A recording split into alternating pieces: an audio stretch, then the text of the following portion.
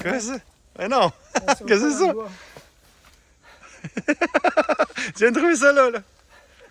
Il est malade. Entraîné. Pas trop mouillé? Oui. Pas pour la caméra. Voici l'histoire du vélo de montagne à Québec. Bien sûr, le Mont-Sainte-Anne est le pôle historique avec ses centaines de kilomètres de sentiers, des dizaines de Coupes du Monde, des championnats du monde et j'en passe. Mais comment la région de Québec est-elle passée de ça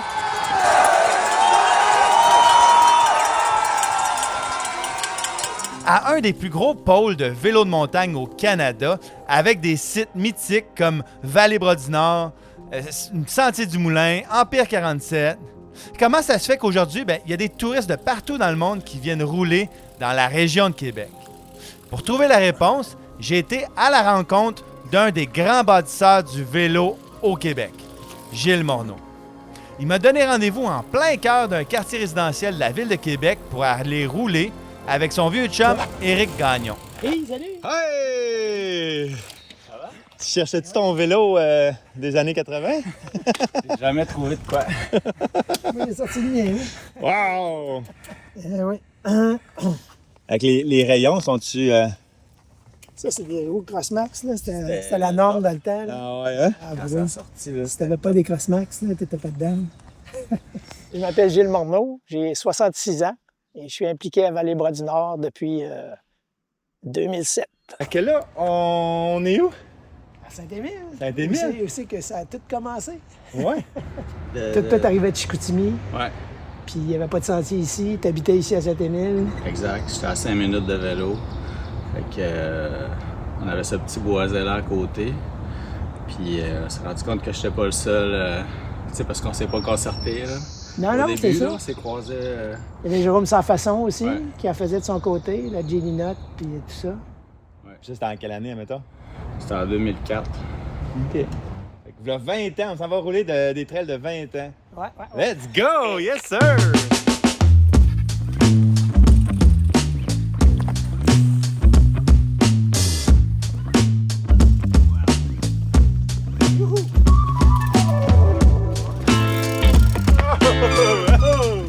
T'as commencé le vélo comment?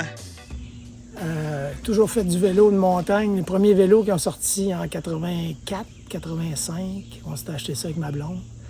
On en faisait juste l'automne. L'été, on trouvait qu'il faisait trop chaud. On faisait du cyclotourisme et puis du vélo de route. Puis ça a été de même bien longtemps. Puis en 92, j'ai fait ma première compétition. J'avais 34 ans. Puis un peu comme Éric, là, j'étais comme l'an dernier, puis je trouvais que ça allait bien mon affaire. Puis là, Guido Visser m'a lapé là, à la vitesse de l'éclair. Là. Il m'a tout arrosé en passant dans une flaque d'eau. Là. Ah non! Je me suis aperçu qu'on pouvait aller vite en maudit en vélo de montagne. OK. Fait que, Ça, c'était un Olympien là, de mémoire. Là. Oui. OK. Une autre catégorie. Là. Oui, c'est ça. Mais c'est ça qui est le fun. Dans les courses, il y a des gens de tous les calibres qui courent ensemble, puis que tu peux voir là, jusqu'où tu peux te développer. J'avais essayé ça. Et la piqûre a pogné. Là. Oui. Wow. L'année d'après, je gagnais la Coupe Canada. Ouais, c'est ça. Master, T'as progressé puis, vite. Là. Je pense que ça avait bien roulé aussi. Là. C'était tout le temps des batailles avec Pierre Harvey. Ouais. Là. On finissait toujours comme à 10 secondes l'un de l'autre. Là. OK. Fait que là, c'est ça. OK, moi, je le savais pas. Là. Parce que, T'étais un athlète. Là. T'étais passionné de vélo, mais. Ben, dans tu sa poussais, là. catégorie d'âge, j'étais dans les meilleurs au Canada, c'est sûr. Là. Bon, j'ai gagné 4 fois le cumulatif de Coupe Canada, 4 fois championnat canadien. Le but, c'était de faire l'équipe nationale. À chaque saison, si tu faisais les Coupes Canada ou le championnat canadien, le gagnant de Coupe Canada, le gagnant du championnat canadien était nommé sur l'équipe nationale qui allait au championnat du monde. Fait que tu avais des juniors, des seniors, puis des masters à l'époque. Puis toutes dépenses payées, là. Wow. Fait que j'étais allé en France, en Australie, à Vail, au Colorado, là. Wow. Des beaux souvenirs de course. Sur l'équipe du Canada. Oui. Ah. Coaché Le maillot par, du Canada. Ouais. avec les masseurs, puis toute l'équipe, là. Toi, tu faisais ça pour les masseurs? Massothérapeute. Je fais toujours l'erreur. Ça me fait rire de moi. Ah, c'est bon. Philippe Carrier va rire.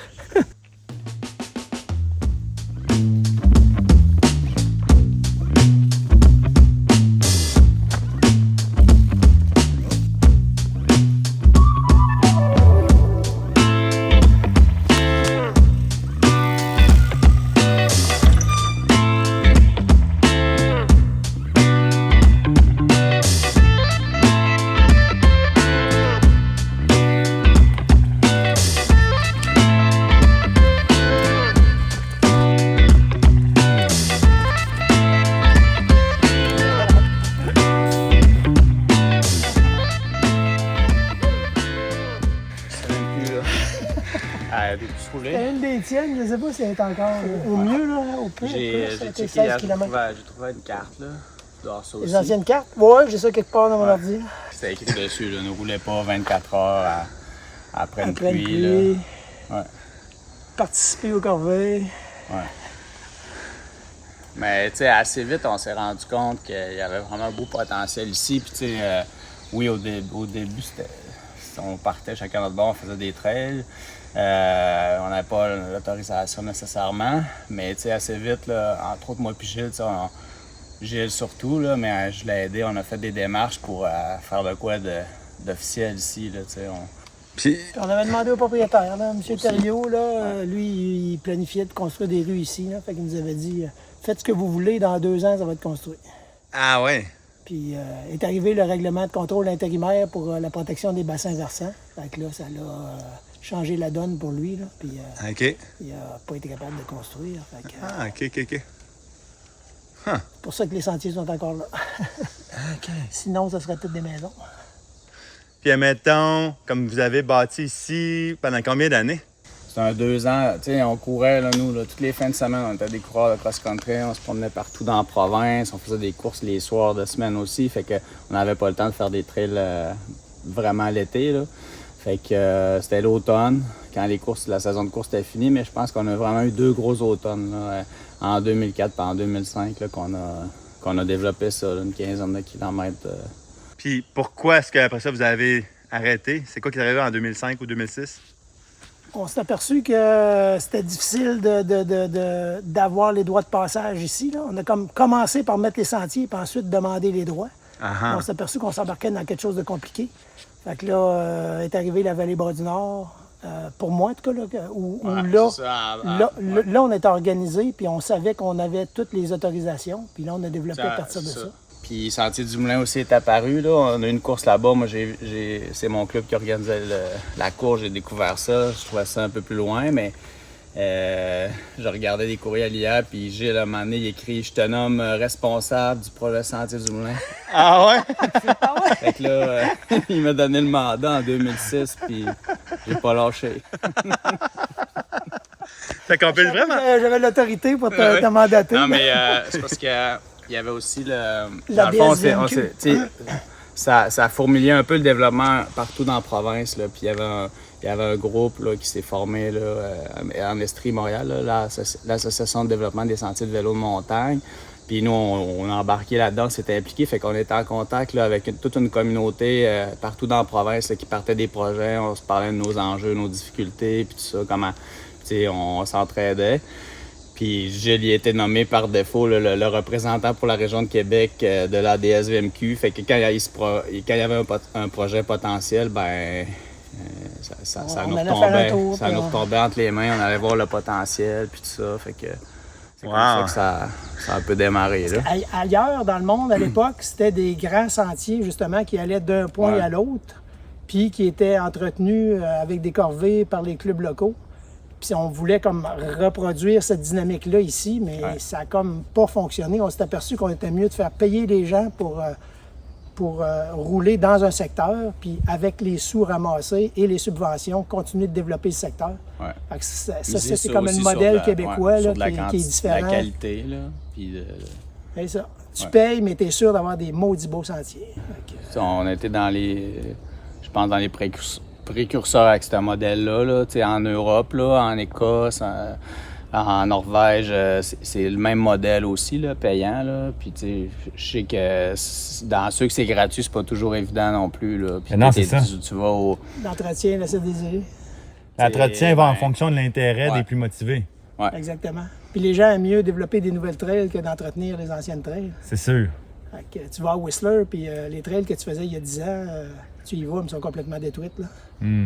Je sais que c'est ça, il y en a qui regardent notre modèle, là, mais c'est pas évident quand t'es gratuit de passer au modèle payant. Là. Ouais. Mais il y a quand même, nous, ça permet vraiment de générer des fonds puis de réinvestir. Je sais pas, on investit quelques centaines. Dans la région, il y a quelques centaines de milliers de dollars par année qui permettent de payer des équipes d'entretien dans les centres qui font que les sentiers sont beaux. Là. pourquoi est-ce que, dans le fond, parce que là, tu dis que c'est comme un peu toutes les régions en même temps, mais c'est Québec aujourd'hui qui ressort du lot 20 ans plus tard. Là. Pourquoi est-ce que Québec a réussi avec Vallée-Bras-du-Nord, Sentier-du-Moulin, Empire 47, à créer des nouveaux centres qui... Tu sais, pourquoi est-ce que en Estrie sont en retard ou en... En tout cas, moi, je trouve, là, dans les Laurentides, sont en retard ou dans d'autres régions? Je pense que c'est un concours de circonstances. Là. À Vallée-Bras-du-Nord, il y avait déjà une structure qui était là, des sentiers pédestres qui étaient là, de l'hébergement. Alors, c'était facile de greffer à ça un réseau de vélos de montagne. Sentier du Moulin, il y avait déjà c'était déjà un terrain, les droits étaient acquis, il y avait du ski de développement fond. de plein air déjà. Gilles mettait de la pression un peu partout. Il y avait Fred aussi à Vallée-Bras-du-Nord mettait de la pression pour que le vélo de montagne soit priorisé comme un produit touristique, plein air, tout ça. Puis ça l'a, finalement, à un moment donné, ils l'ont mis sur papier, puis ils ont dit, OK, objectif 2020, on va avoir de quoi à Québec pour le vélo de montagne. Là. Puis, tu sais, à ce moment-là, c'était pas encore bien défini. Là. C'était de relier le Mont-Saint-Anne à Vallée-Bras-du-Nord, là, l'idée de base. Là. Ah ouais? Le jour où Frédéric Asselin, qui est le directeur de la Vallée-Bras-du-Nord, a décidé que plutôt que de juste utiliser les subventions touristiques de la Ville de Québec, plutôt que de les utiliser lui-même, d'en faire profiter les autres centres pour faire grossir l'offre à Québec, puis là, avoir un produit qui soit attrayant pour les Américains, les Ontariens, tout ça. Là. Donc, ça a été sa vision, puis ça a tout changé. Il faut lui donner le crédit. Ouais, je rushais au Sentier du Moulin là, pour faire de quoi, mais tant que ça n'a pas déclenché, là, on n'avançait pas. Là. C'est à partir vraiment de 2014 là, que là, on avait une étude, puis ça disait, tu sais, développer 3 centres proches de Québec, Mont-Saint-Anne, Vallée-Bras-du-Nord, puis Sentier-du-Moulin. Pour nous, là, ça a vraiment déclenché parce que là, au lieu d'avoir 10 000 par année en subvention, une année sur 2 pour développer, bien là, on est passé à 200, 250 000. Là. Puis là, ça a décollé le SDM. Wow. C'est pas concluant? Ah bon, on va aller par là-bas. Les trails sont encore sont meilleurs. On a bien fait de pas te suivre, finalement.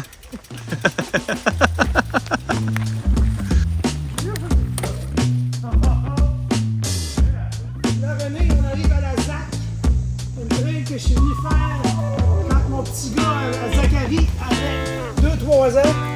Il venait avec moi. On faisait un petit bout de sentier.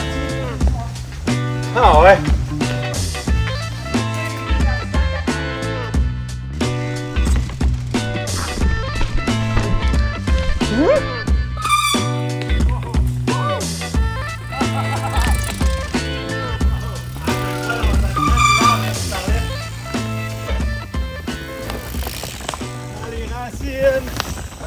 La DSVMQ, là, l'Association pour le développement des sentiers de vélo de montagne au Québec, là, on était sur tous les projets qui sortaient au Québec un peu partout. Fait que toutes les possibilités ici, J'allais voir. J'allais aider. Le projet de 47, on était au courant qu'il y avait un intérêt, un potentiel quasiment 7-8 ans avant là, que ça commence. Là. Je téléphonais à Christian chaque année. Je lui demandais, on peut-tu faire des sentiers cette année? C'est vrai? Oui. Fait qu'à un moment donné, il y a eu le Xterra. Ça a été la bougie d'allumage qui a fait qu'il a dit OK, on commence à ouvrir des sentiers. Puis c'est là que ça a commencé. Gilles c'est une légende, je dirais, du vélo de montagne au Québec en général. Je suis Gabriel Marceau, je suis directeur des opérations ici chez Empire 47. Pour Empire, ça a été un des premiers qui nous a approchés, qui a été approché au début d'Empire pour aider au projet. Gilles avait toutes les connaissances de sentiers de montagne, comment les construire, quelles subventions, qui aller voir pour avoir des besoins pour faire des sentiers. Fait que c'était une bible, je pense, à ce niveau-là. Fait que c'est ça, c'est un des premiers qui a été, qui est rentré dans l'équipe. Les premiers coups de pelle dans la kérosène, c'est avec Gilles que ça a été fait. OK. Bien sûr, il a fait d'autres tracés ici aussi, là, Zombie Wolf, Belzébrut de mémoire, Zombie Tough, c'est des tracés d'origine de lui. Il a été dans le CA d'Empire 47 très tôt, puis je pense que c'est un gros morceau du CA, Gilles, justement, par ses connaissances du milieu du vélo en général. Il a tout le temps poussé, c'est un gars qui est capable de pousser niveau politique aussi pour faire développer le vélo de montagne. Je pense que oui, pour nous autres, pour Empire, c'est bon, mais pour tous les autres centres, puis s'est impliqué un peu partout aussi, ben, je pense que c'était quelqu'un clé, je dirais, dans ce développement-là de la région pour le vélo. Fait que merci Gilles pour ça. On essaie-tu de monter à travers bois pour aller rejoindre? Ouais. Ben, il y a une genre de tête là. On est-tu déjà perdu, là? On peut pas se perdre ben,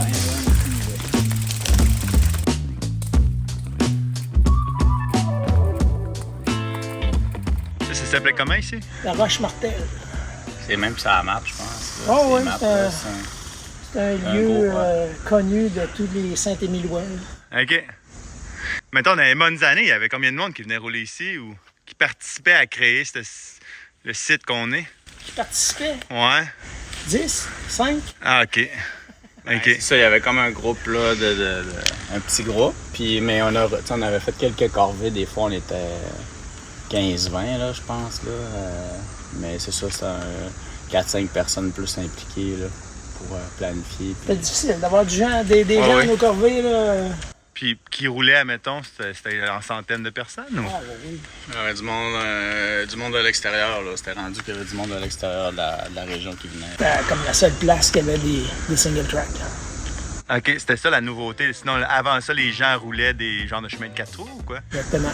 Des choses pas drainées, pas aménagées, pas trop de challenge non plus. Parce qu'en fait, le plus proche, c'était le Mont-Saint-Anne. OK.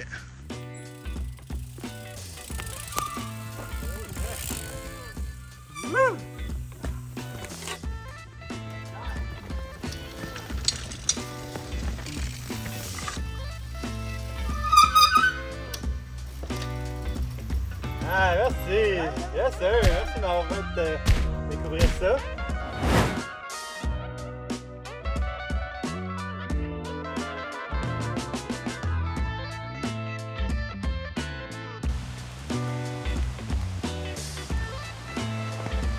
Attention, c'est mou. Tu vas t'enfoncer là aussi. Ouais, c'est une vieille forêt, hein? Ouais.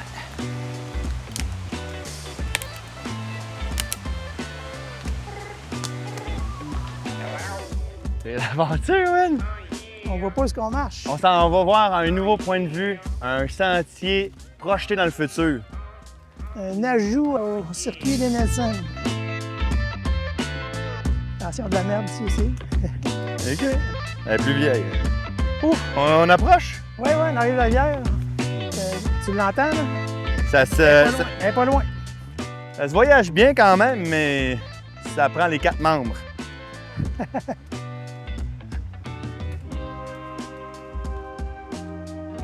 Oh wow!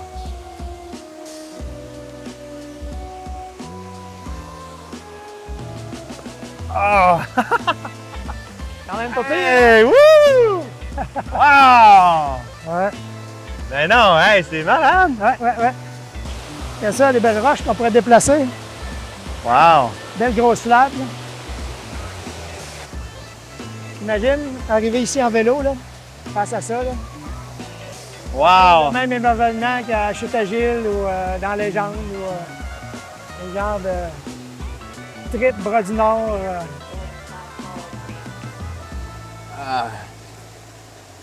Fait que ça, t'es tombé dessus, là, juste par hasard, là. Google Maps.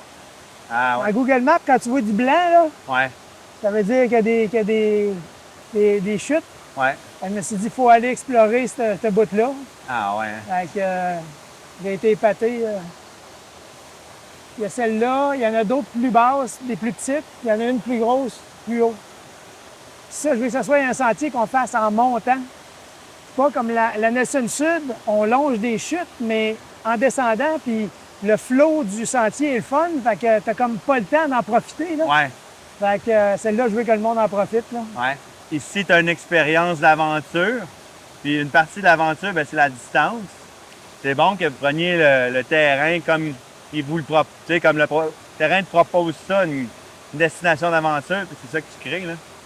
Puis il reste des endroits où il y a des beaux points de vue.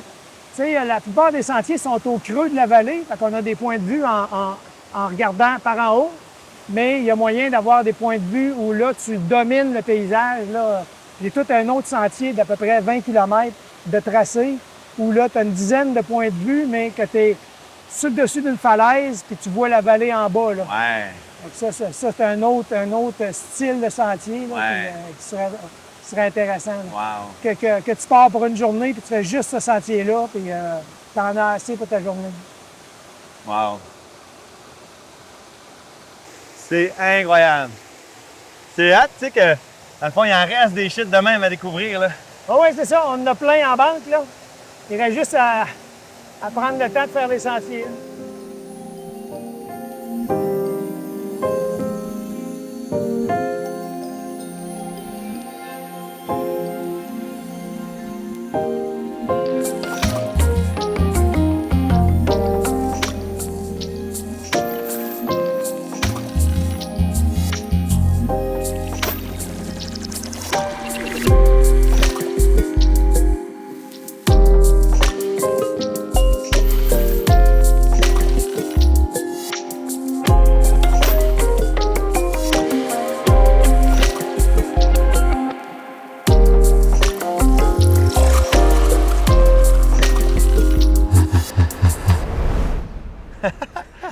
Gilles, merci de nous recevoir chez toi. Ça fait plaisir. Bienvenue au cœur de la vallée. C'est ça, on est sur le bord de la rivière Bras-du-Nord. Direct sur le bord de la rivière Bras-du-Nord. Toi, dans le fond, tu avais la vision de faire des sentiers ici. Un peu comment ça t'est venu, cette idée-là? Ben, j'avais commencé à faire des sentiers par moi-même à Saint-Émile. À Saint-Émile, dans comme on a des vu. endroits qui n'étaient pas approuvés, là, si on peut dire. Je savais que ça ne durerait pas longtemps. Fait que, quand j'ai découvert la vallée Bras-du-Nord avec le raid Bras-du-Nord en 2004, là, je me suis dit, il y a déjà une structure qui est installée, il y a des droits de passage puis tout ça. Pourquoi pas essayer de construire des sentiers ici? OK. J'avais rencontré le directeur, Frédéric Asselin. Je m'étais mis de chum avec, puis j'avais dit, tu devrais avoir des sentiers. Puis il dit, tu penses? Puis là, ça avait mijoté un petit peu en 2005. Il y a des gens de Saint-Raymond qui ont emmené Fred à Kingdom Trail pour lui montrer comment ça marchait. Quand Fred a vu que les gens étaient prêts à payer pour ça, puis qu'il y en avait la moitié qui venaient du Québec, il s'est dit, pourquoi pas, tu sais. Puis moi, je disais, t'es construit, c'est sûr qu'il va y avoir du monde, tu sais. Ouais. Puis, admettons, là, on est à secteur Channahon. Mais pour ceux qui ne sont jamais venus à Vallée-Bras-du-Nord, c'est une coopérative, puis il y a un autre secteur, Saint-Raymond. Puis moi, je la connais pas, l'histoire entre comment est-ce que c'est venu qu'à avoir deux secteurs de vélo de montagne? Mm-hmm. En fait, en 2006, j'ai eu le mandat de regarder tout le territoire puis de faire des recommandations sur les meilleurs endroits, les endroits qui étaient le plus propices à construire des sentiers. Là. Fait que j'avais identifié secteur Channahon ici, évidemment, à cause de la nature. Secteur Quentin, qui est à mi-chemin entre Channahon et Saint-Raymond, qui était l'endroit où les canaux aboutissaient, le circuit de canaux aboutissait, qui est très beau aussi, qui est un petit peu plus champêtre. Puis il y avait Saint-Raymond, où il y a une montagne de ski, puis il y avait d'autres montagnes environnantes intéressantes autour. Fait que j'avais comme proposé les trois pôles, puis on s'était dit à long terme, peut-être qu'on pourra réunir ces trois pôles-là. Fait que Frédéric avait choisi de commencer par développer Channahon, puis quelques années plus tard, on a développé Saint-Raymond, parce que là, ça correspondait à une offre de loisirs pour les citoyens de Saint-Raymond, pour le club local, puis tout ça. Fait que la ville nous a toujours appuyés là-dedans. Fait que c'est pour ça qu'on voulait laisser des sentiers à Saint-Raymond comme tel. Puis à Saint-Raymond, la station de ski où il y a les sentiers, c'est à la ville qui appartient à la station? Exact. Ah, OK. Ouais. Ah, puis ici, à Channahon, dans le fond, là, ton coup de cœur, ou tu sais, quand tu es arrivé ici et tu as vu comme le potentiel, ton attention s'est dirigée vers quel projet en premier, mettons? Le premier spot intéressant que j'ai trouvé, c'est une chute dans un secteur qui avait été plus ou moins, qui n'était pas utilisé par le pédestre. Là. Le pédestre allait déjà du côté de la chute de l'Aîné, qui est comme le landmark, là, la signature de notre réseau pédestre. Puis quand je suis allé explorer plus au nord, je suis tombé sur une chute. Je me suis dit, on pourrait descendre ici, passer sur le palier en plein milieu de la chute, finalement, parce que la chute coule en bas et en haut. Fait que là quand j'ai trouvé ça, je me suis dit, là, on a comme notre je voyais les photos qu'on ferait dans les magazines pour attirer les gens. Là, je voyais le potentiel de ça. Fait qu'on parlait toujours, tu sais, la chute que Gilles a trouvée, la chute à Gilles. Fait que finalement, quand on a construit, le premier sentier qu'on a construit, on l'a construit tout près de l'accueil, dans un secteur plus facile. Ça s'appelle la Barbe à Gendron, un sentier à la Saint-Émile un petit peu qui viraille beaucoup, là, fait à la main, là, juste au râteau. Là. Puis après ça, l'année d'après, on a aménagé, ça c'était en 2007. En 2008, on a aménagé la chute à Gilles, le sentier actuel. Puis on essayait d'y trouver un nom, puis c'était comme ça qu'on l'appelait toujours par défaut depuis toujours. Fait que ça a resté. Ça a resté. Fait que ça a été le premier endroit, mais il y avait tellement de potentiel. Là, le ruisseau qui est. Moi, je l'appelle le ruisseau à Théo, là, parce que j'allais là avec mon chien Théo là, à l'époque. Là. Puis ce ruisseau-là n'a jamais eu de nom. Là. Mais c'est ça qui est devenu la Nelson Sud. Là. Ça avec, il y a beaucoup de chutes. Puis il y a moyen facilement de faire passer le sentier le long de ces beaux points de vue-là. Là. Fait que Nelson Sud, Nelson Nord. Il y avait le coin de la légende aussi. J'avais déjà identifié ça depuis longtemps. Puis on passait avec un ancien sentier qui s'appelait la descente aux enfers. On passait juste à côté, mais on n'exploitait pas l'ensemble des rochers qu'il y a là. Fait que ça, on l'a fait un petit peu plus tard. Mettons, aujourd'hui, quand tu pars de chez vous ici, c'est quoi tes sentiers que tu tripes vraiment à faire? Toujours la trilogie des Nelson là, qu'on fait, là, je sais pas, aux 2-3 semaines. Moi, ce que j'aime de ça, là, c'est que c'est l'aventure.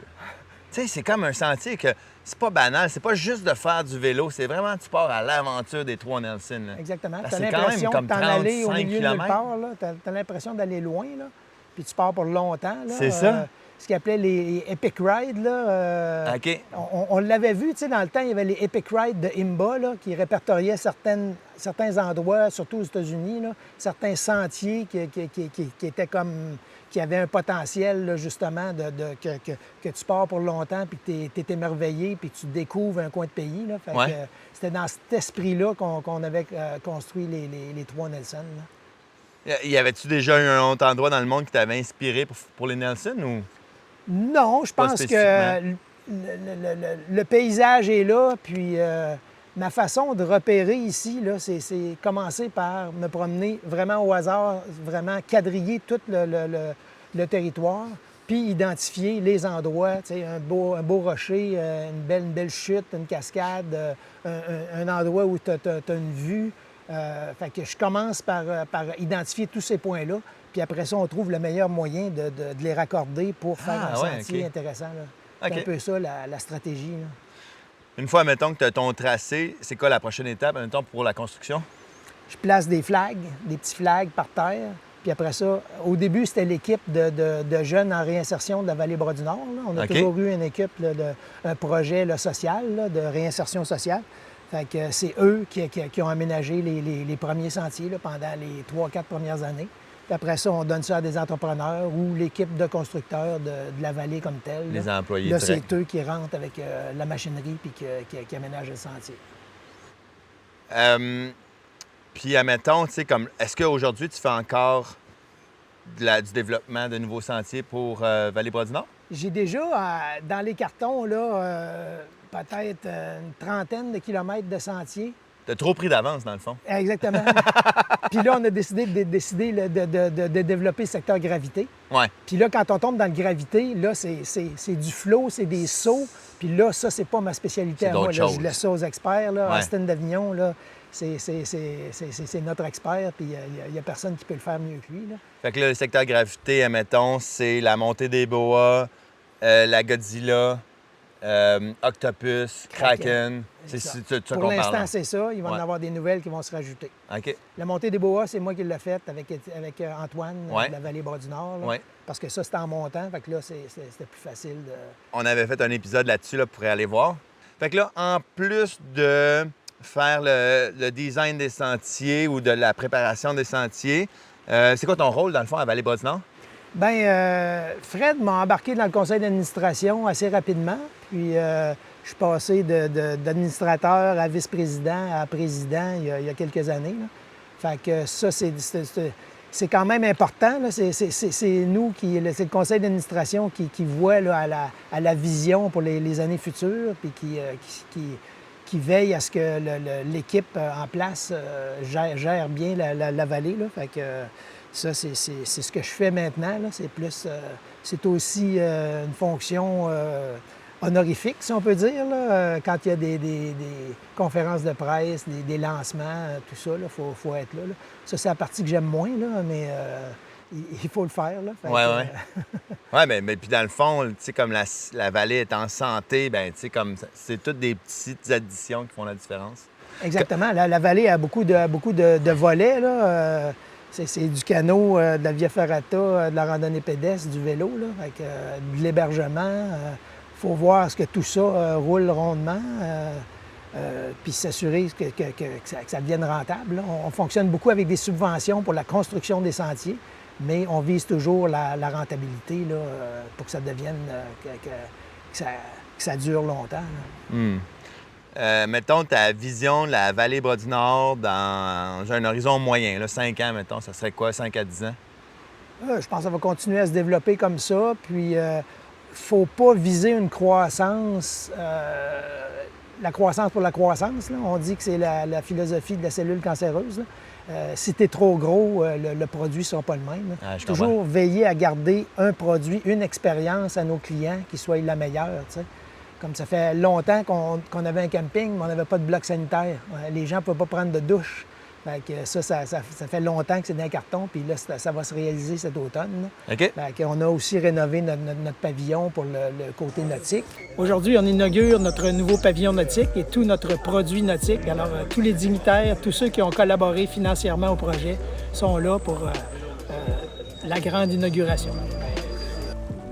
Alors, on améliore toujours le produit, on améliore toujours l'expérience pour les clients, puis on se dit qu'ils vont venir, puis qu'ils vont rester sur place plusieurs jours, puis qu'ils vont aimer leur séjour dans Vallée-Bras-du-Nord. Tu profites plus de la nature, si on peut dire, il y a moins de monde. Fait que, essayer d'avoir une fréquentation qui soit plus répartie sur toute la semaine. Là. C'est meilleur aussi pour le personnel. C'est toujours difficile d'avoir du personnel. Ici, on a la chance d'avoir beaucoup de gens de Cérémon. On est impliqué dans le programme de plein air à Polyvalente. Fait que c'est là qu'on habitue les jeunes à aller dans le bois puis à travailler dans le bois. Fait que ce programme-là, les jeunes connaissent la vallée Bras-du-Nord à cause de ça. Puis quand ils ont besoin d'un emploi étudiant, ils connaissent la vallée, ils viennent travailler ici. C'est vrai, wow! Puis après ça, il y en a beaucoup qui restent là, avec un emploi permanent. Là. On a des super bons emplois. Là. Wow! Ah, ça, c'est intéressant. Oui. Eh oui.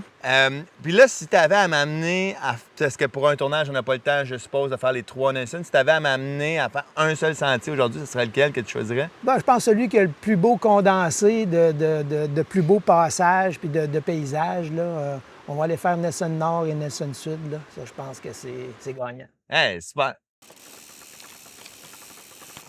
On va faire Nelson Nord, mais on triche, on part à côté, puis on la fait pas toute. Ah, la Nelson Nord, là, c'est quelque chose d'unique au monde. Ouais, moi, ça reste un de mes trails d'aventure préférés. Moi et tout. Ici, il faut toujours checker. Des fois, il y a un petit castor qui se promène sur son étang.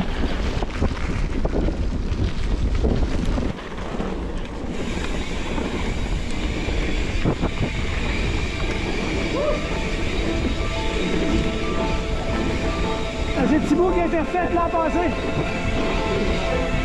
Wouhou! C'est nice, hein?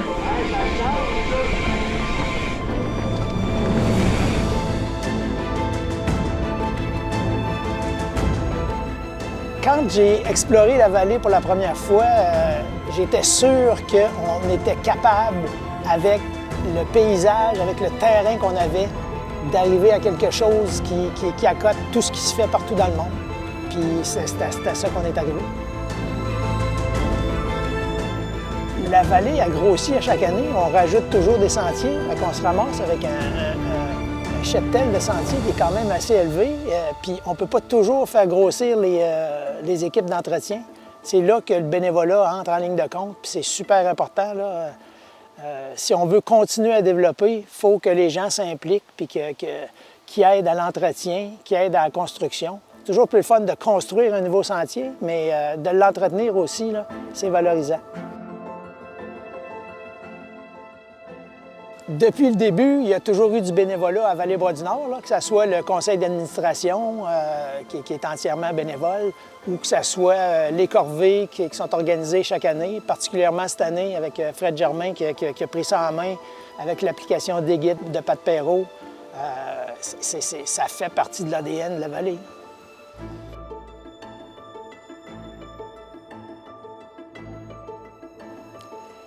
Il y a aussi le club de Saint-Raymond, le club vélo extrême de Saint-Raymond qui s'est toujours impliqué dans l'entretien des sentiers. Puis pour eux, ça leur fait un lieu de pratique pour les jeunes. Puis pour les citoyens de Saint-Raymond, l'accès est gratuit au secteur de Saint-Raymond. Il y a une réduction sur le secteur de Chanahan. Fait qu'il y a donc des retombées. Il y a aussi le programme plein air de l'école secondaire.